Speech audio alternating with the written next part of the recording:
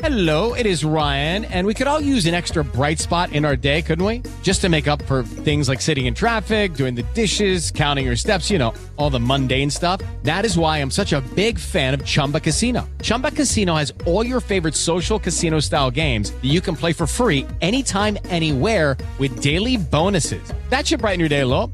Actually, a lot. So sign up now at ChumbaCasino.com. That's ChumbaCasino.com. No purchase necessary. VGW Group. Void where prohibited by law. See terms and conditions. 18 plus.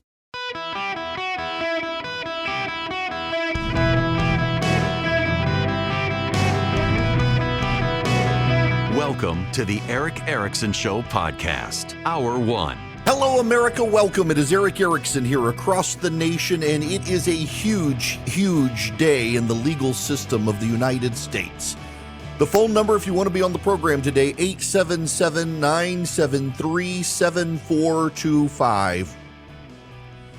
It is safe to say that today is an extremely historic day.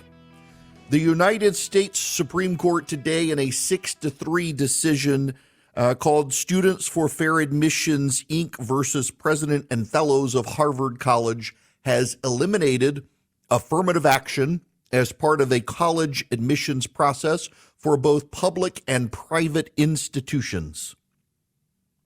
It is a huge decision. Chief Justice John Roberts wrote the decision. Now, you must recall that the Chief Justice of the United States several years ago, in a case authored about affirmative action that did not go the full distance to getting rid of it, Chief Justice Roberts said, and I quote, "The way to get rid of discrimination is to stop discriminating." And today he gets his way. It is a remarkable case, and I rarely have paper, but I've printed out the decisions. There are several actually big decisions today, and this one is remarkable. First, the interests they view as compelling cannot be subjected to meaningful judicial review. Harvard identifies the following educational benefits that it is pursuing, quote, training future leaders in the public and private sectors, preparing graduates to adapt to an increasingly pluralistic society, better educating its students through diversity, and producing new knowledge stemming from diverse outlooks. The University of North Carolina points to similar benefits, namely promoting the robust exchange of ideas, broadening and refining understanding, fostering innovation and problem solving, preparing engaged and productive citizens and leaders, and enhancing appreciation, respect, and empathy, cross-racial understandings, and breaking down stereotypes. Although these are commendable goals, they are not sufficiently coherent for purposes of strict scrutiny. At the outset, it is unclear how courts are supposed to measure any of these goals. How is a court to know whether leaders have been adequately trained, whether the exchange of ideas is robust, or whether new knowledge is being developed? Even if these goals could somehow be measured, moreover, how is a court to know when they have been reached and when the perilous remedy of racial preference may cease? There is no particular point at which there exists sufficient innovation and problem solving, or students who are appropriately engaged and productive. Finally, the question in this context is not one of no diversity or of some. It is a question of degree. How many fewer leaders Harvard would create without racial preferences, or how much poorer the education at Harvard would be, are inquiries no court could resolve. Comparing respondents' asserted goals to interests we have recognized as compelling further illustrates their elusive nature. In the context of racial violence in a prison, for example, courts can ask whether temporary racial segregation of inmates will prevent harm to those in prison. When it comes to workplace discrimination, courts can ask whether a race-based benefit makes members of the discriminated class whole for the injuries they suffer. And in school segregation cases, courts can determine whether any race-based remedial action produces a distribution of students comparable to what it would have been in the absence of such constitutional violations. Nothing like that is possible when it comes to evaluating the interest respondents assert here. Unlike discerning whether a prisoner can be injured or whether an employee should receive back pay, the question whether a particular mix of minority students produces engaged and productive citizens sufficiently enhances appreciation, respect, and empathy, or effectively trains future leaders is standardless. The interests the respondents seek, though plainly worthy, are inescapably imponderable. Well, it goes downhill from there. The race-based admissions systems that respondents employ fail to comply with the twin commands of the Equal Protection Clause, that race may never be used as a negative and that it may not operate as a stereotype. It's just, I mean, the decision of the chief here is remarkable. If you text data to 33777 and get my show notes, you'll see a link to the chart included in the Chief Justice's opinion. On page 31 of the decision, the results of the Harvard admissions process reflect this numerical commitment. For the admitted classes of 2009 to 2018, black students represent a tight band of 10 to 11.7% of the admitted pool. The same theme holds true for other minority groups. UNC's admissions program operates similarly. The university frames the challenge it faces as the admission and enrollment of underrepresented minorities. The problem with these approaches is well established. Outright racial balancing is patently unconstitutional according to this court.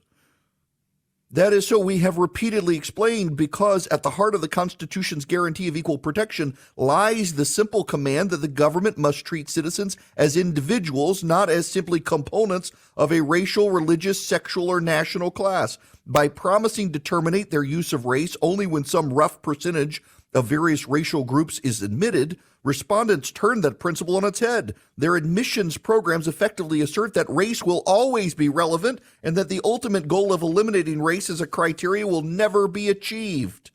In fact, you can see from this that if you're in the 40th percentile of students and black, you are more likely to get into Harvard and University of North Carolina than if you were in the top percentile in Asian. What people forget about this case, and this is the most important part here, if you are upset with the United States Supreme Court's decision on affirmative action today, you are okay with Harvard University and the University of North Carolina actively and willfully discriminating against a race of people, because that is the fact that was proven in court. Harvard and the University of North Carolina actively, willfully, and intentionally discriminated against Asian students and denied them admission in favor of other non-white minorities. They chose a minority to punish, and they chose a minority to elevate. They actively, racially discriminated in violation of the Constitution, and that is the proven and undisputed and admitted fact of the case. And the Supreme Court says that is unacceptable. It is remarkable, some of the language used. In fact, there's a fantastic line from the Supreme Court majority written by John Roberts. The principal dissent written by Sonia Sotomayor wrenches our case law from its context, going to lengths to ignore the parts of that law it does not like. The serious reservations that Bakke, Grutter, and Fisher had about racial preferences go unrecognized. The unambiguous requirements of the Equal Protection Clause, the most rigid, searching scrutiny it entails, go without note. And the repeated demands that race-based admission programs must end go overlooked, contorted, worse still, into a demand that such programs never stop.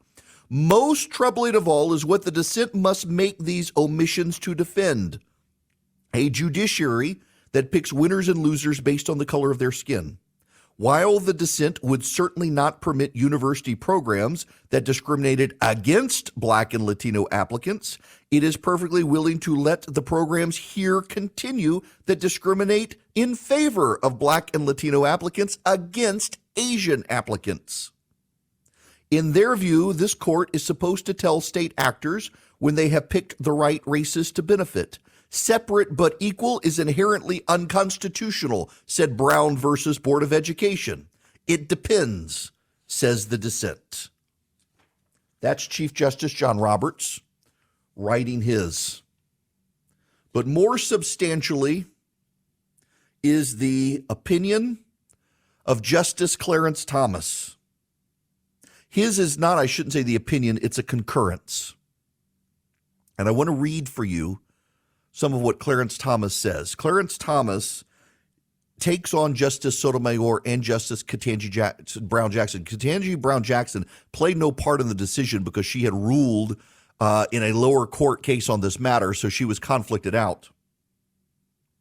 So it was really a 6-2 decision, not a 6-3 decision. However,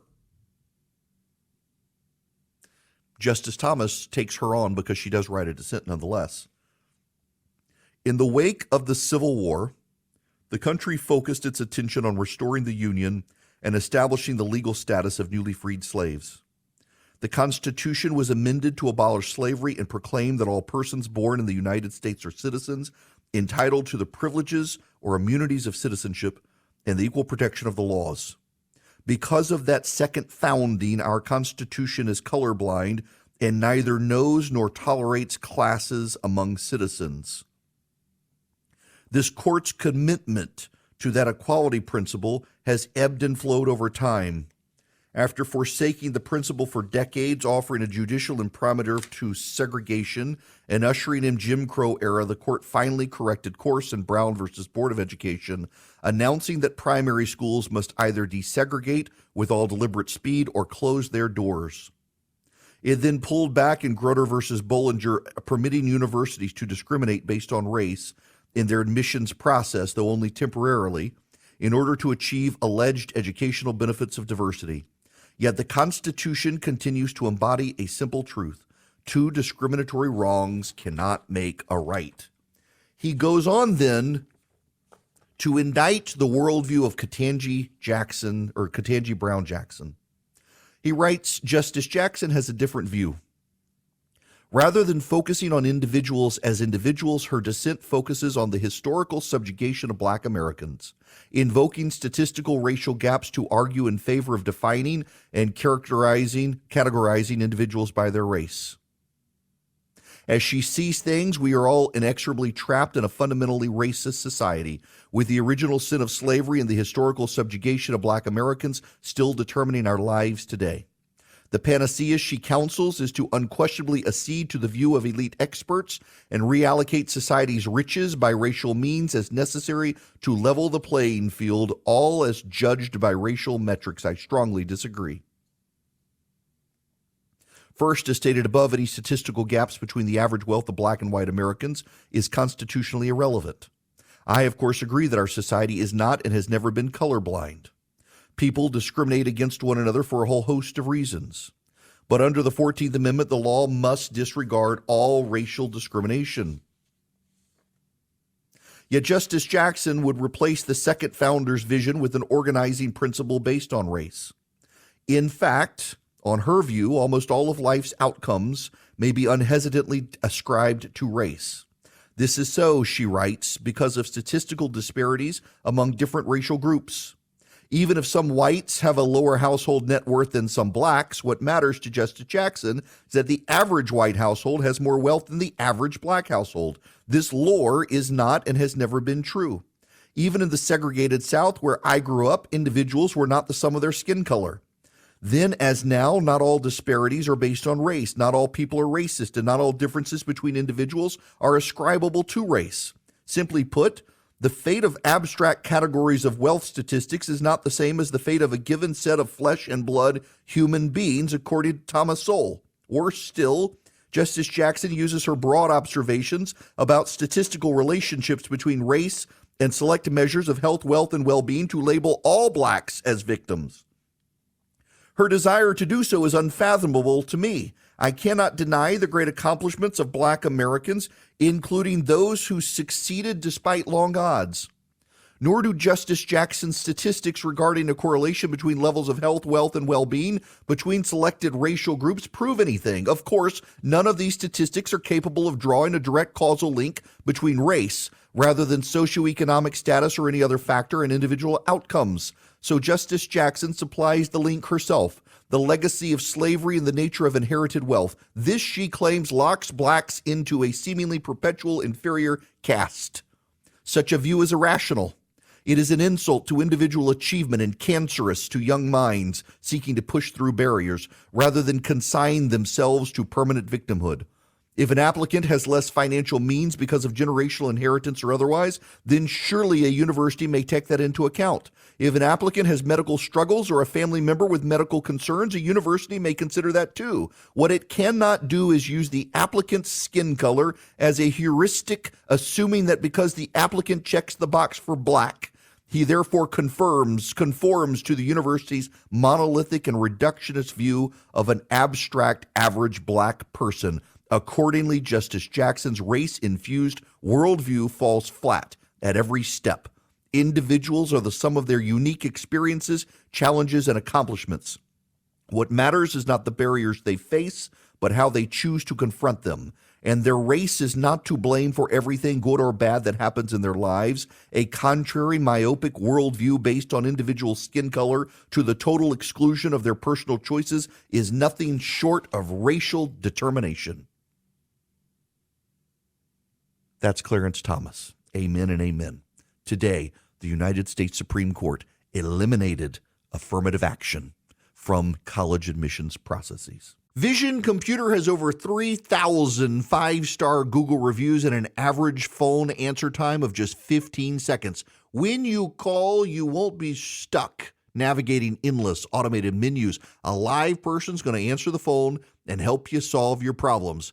You know, I run a business, and it's one reason I love the idea that Vision Computer exists, because as a business owner, you know you've got to be efficient, you got to have tech support issues resolved quickly, and you got to have your computers work. Don't let your employees suffer in silence either.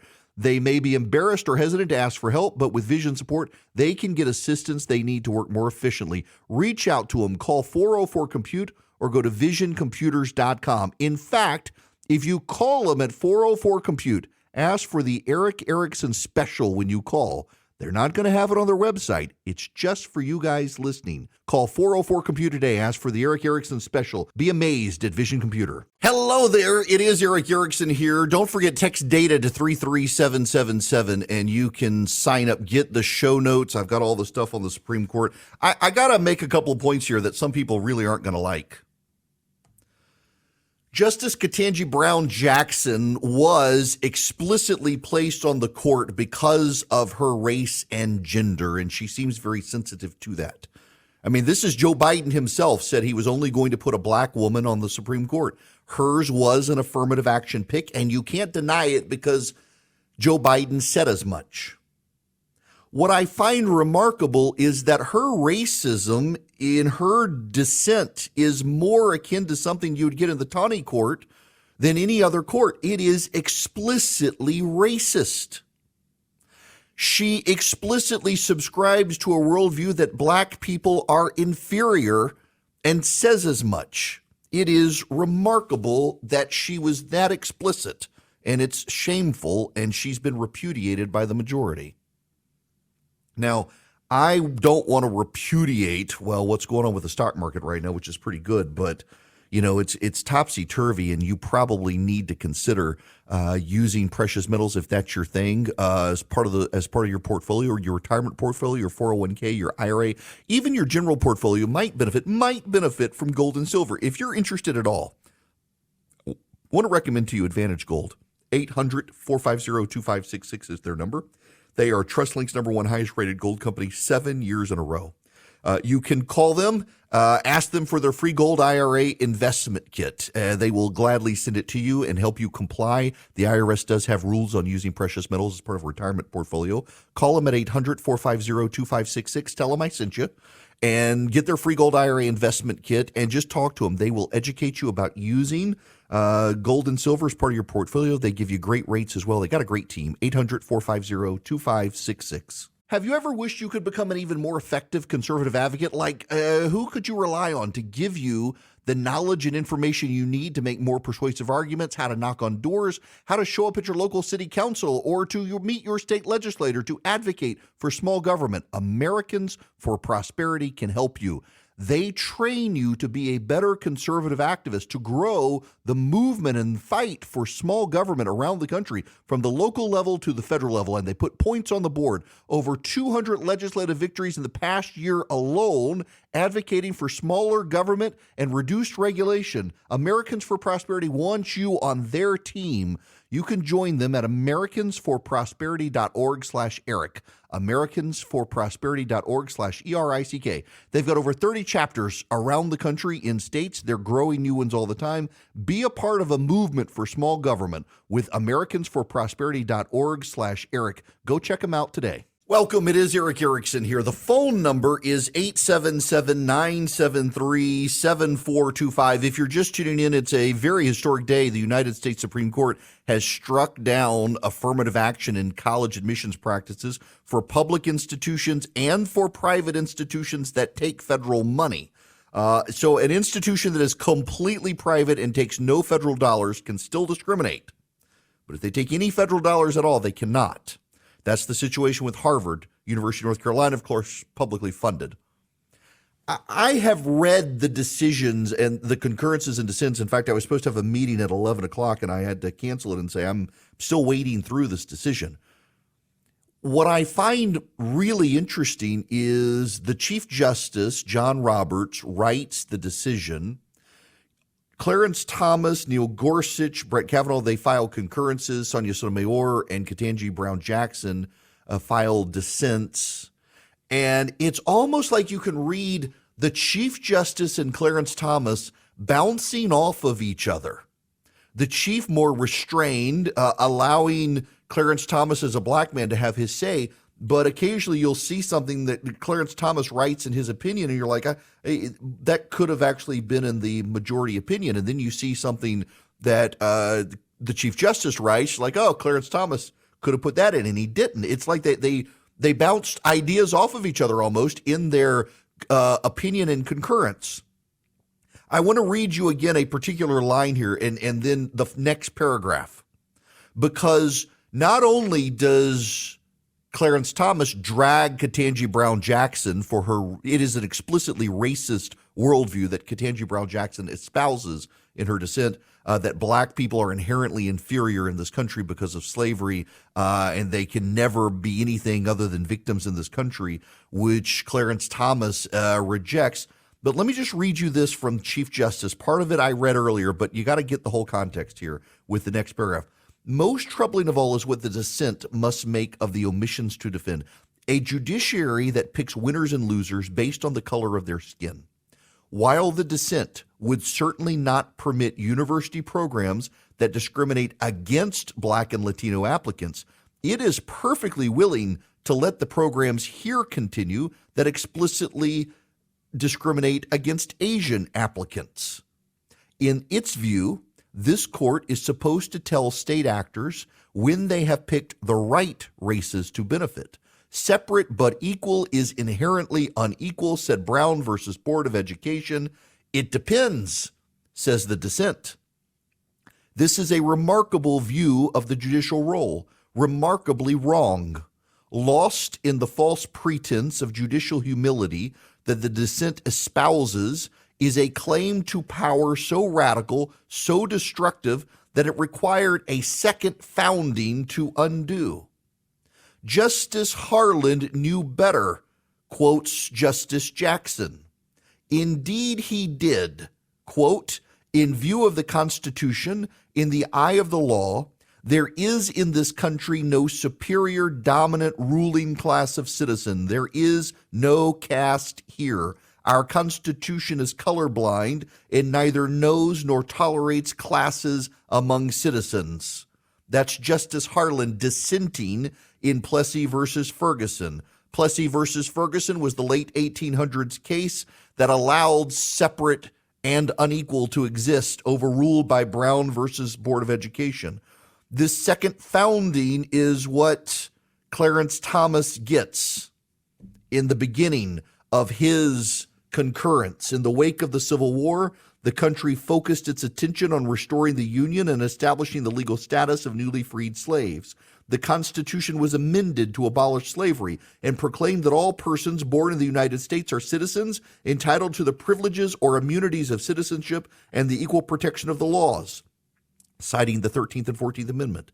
Because of that second founding, our Constitution is colorblind and neither knows nor tolerates classes among citizens. Again, quoting Justice Harlan in his Plessy versus Ferguson dissent.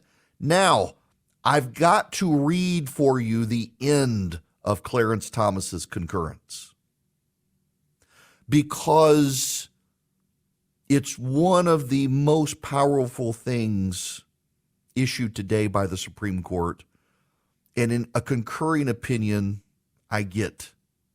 But he writes 3 paragraphs at the end after going after Harvard, the explicit refutation of a meritocratic-based system by the progressives. He writes this.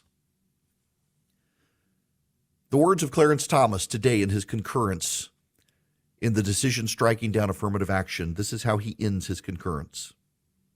The great failure of this country was slavery and its progeny.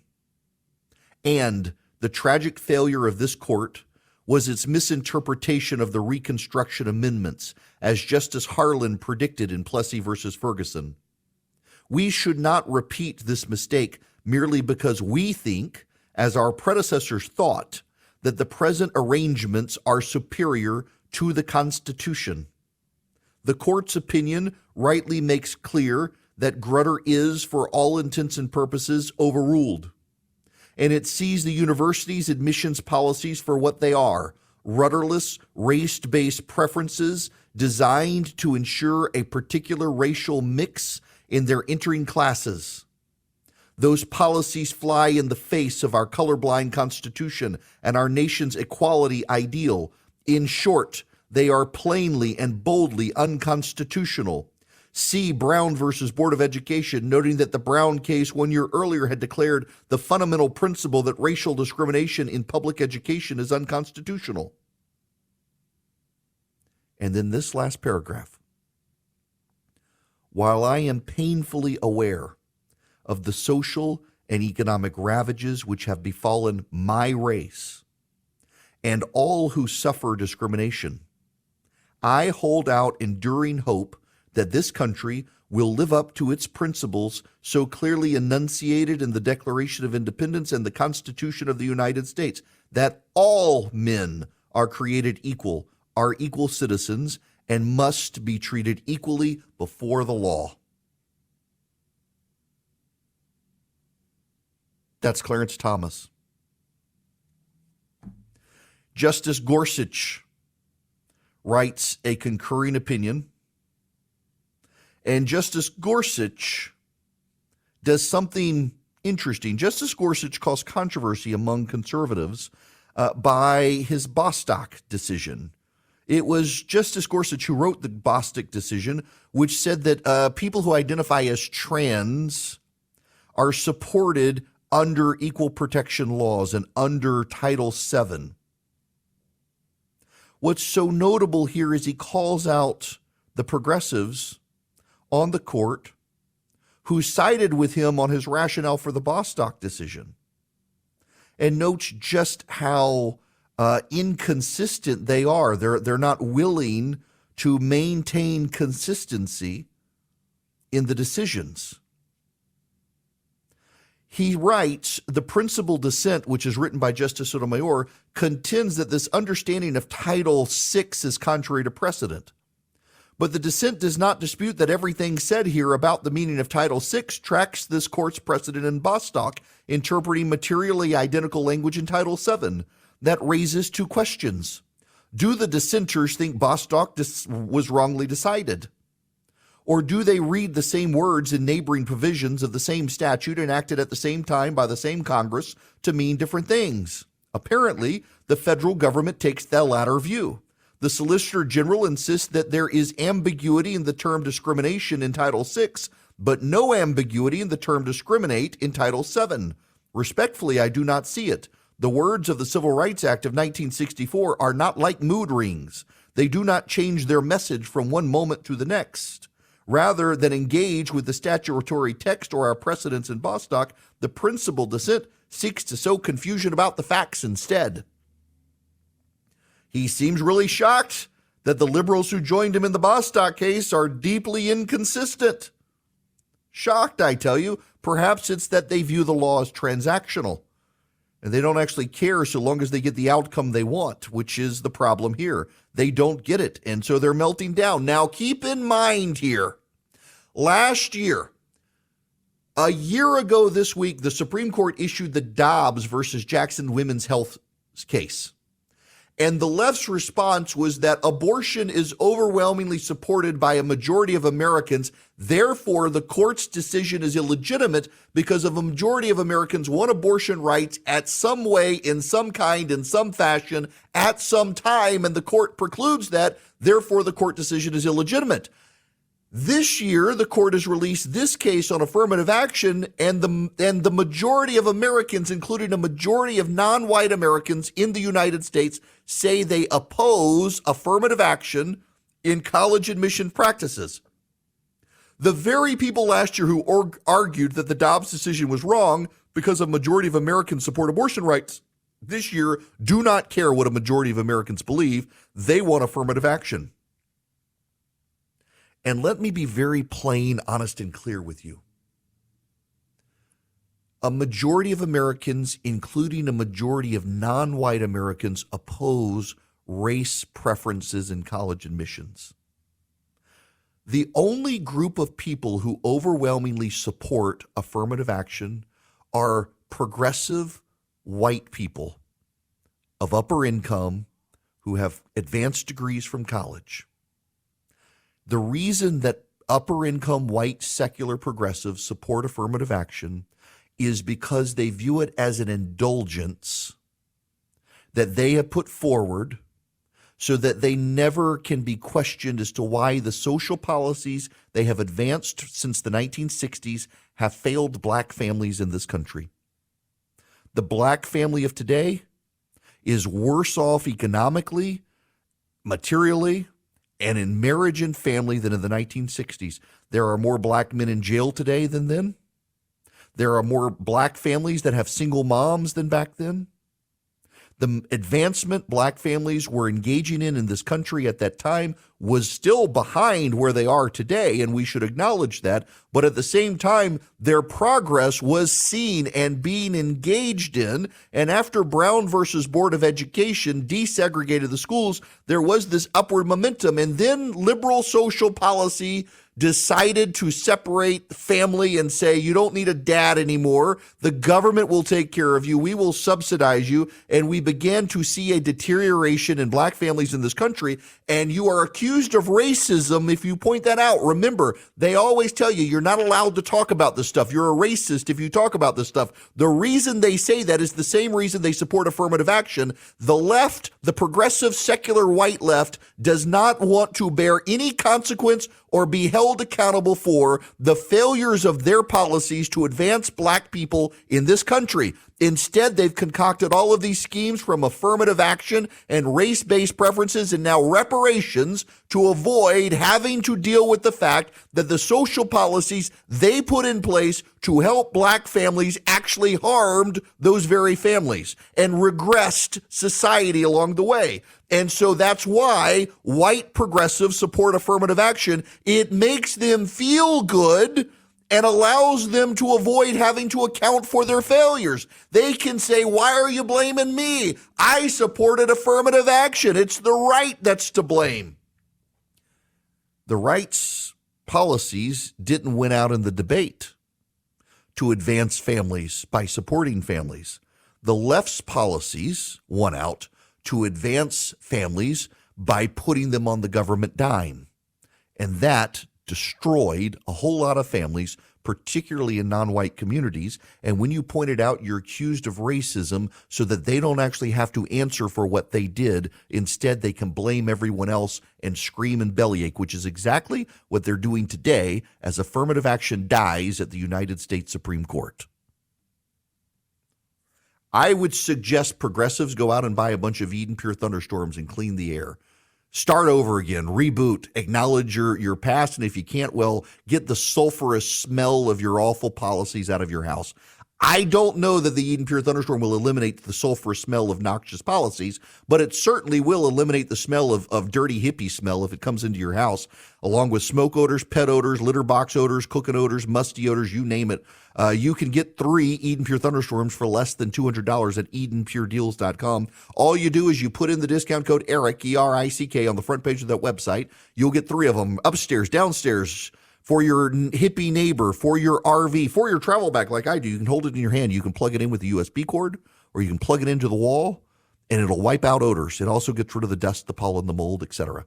EdenPureDeals.com. The discount code is ERIC to get 3 of them for less than $200. You're saving $200. You get free shipping. EdenPureDeals.com. Discount code ERIC. Welcome. It's Eric Erickson here across the nation. The phone number 877-973-7425.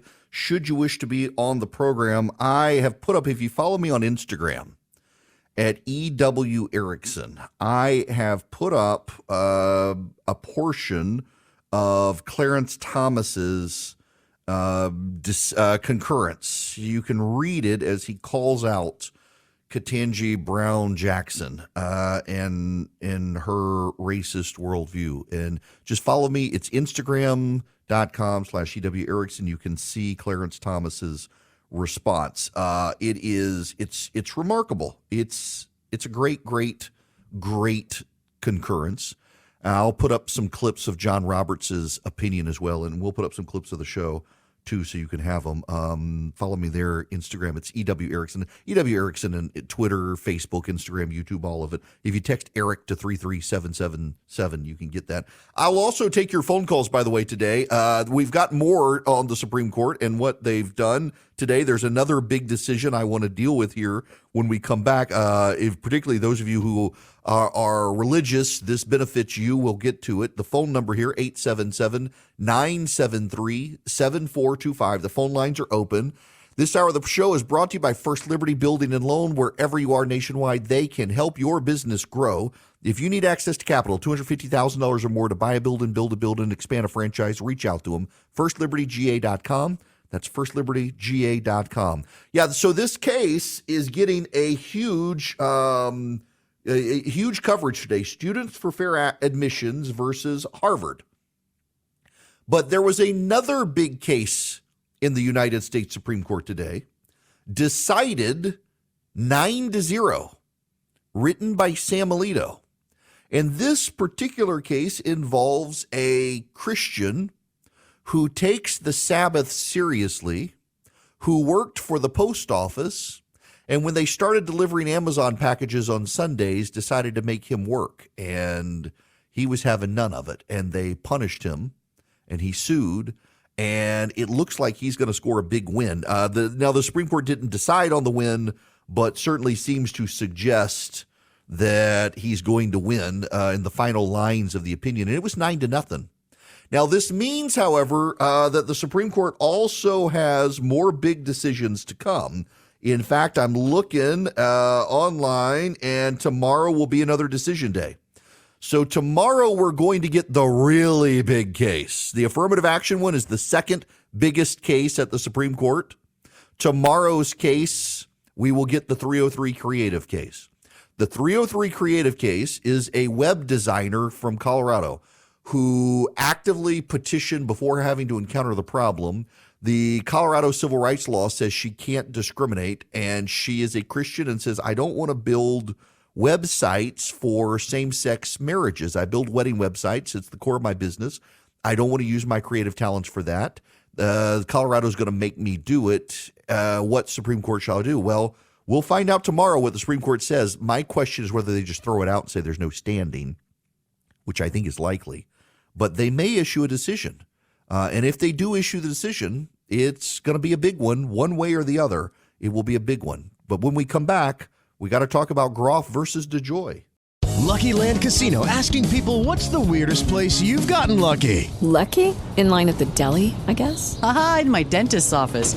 More than once, actually. Do I have to say? Yes, you do. In the car before my kids' PTA meeting. Really? Yes. Excuse me, what's the weirdest place you've gotten lucky? I never win and tell. Well, there you have it. You can get lucky anywhere, playing at LuckyLandSlots.com. Play for free right now. Are you feeling lucky? No purchase necessary. Void where prohibited by law. 18 plus. Terms and conditions apply. See website for details.